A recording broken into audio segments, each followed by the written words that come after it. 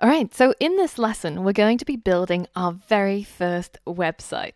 Now, because we've only talked about HTML so far, so how to structure websites using HTML elements, and we haven't yet gotten to the part where we've learned about styling using CSS, then we're kind of limited in terms of the kind of websites that we can make.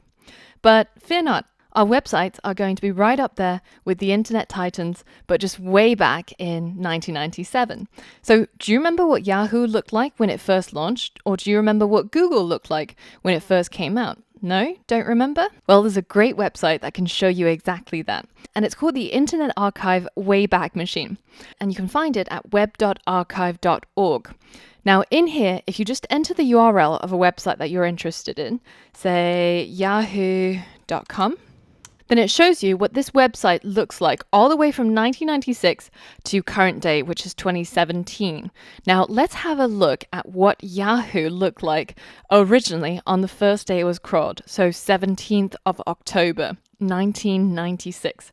So let's go ahead and click on that snapshot. And this is exactly what it looks like. So if we close off this frame, you can see it's almost like as if you've time traveled back to 1996 when Yahoo first launched and you were visiting this website for the first time. Now, as you can see, most of this is just pure HTML. It's a lot of structure and a lot of formatting, but it looks really ugly. But it's okay because it's a great place to get started with. This is the sort of website that we're going to be building by the end of this module. Now, I hear you say, oh, but this looks terrible. Surely nobody builds websites like this anymore.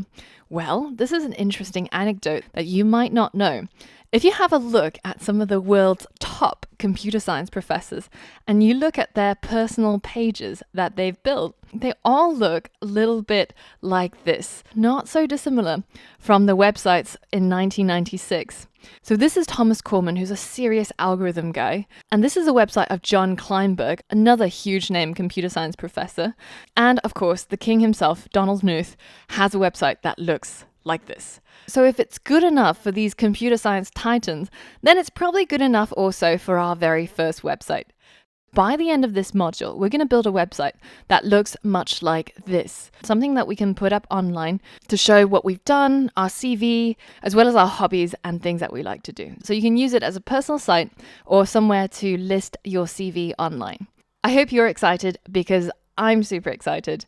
And once you're ready, let's go ahead and create our very first website.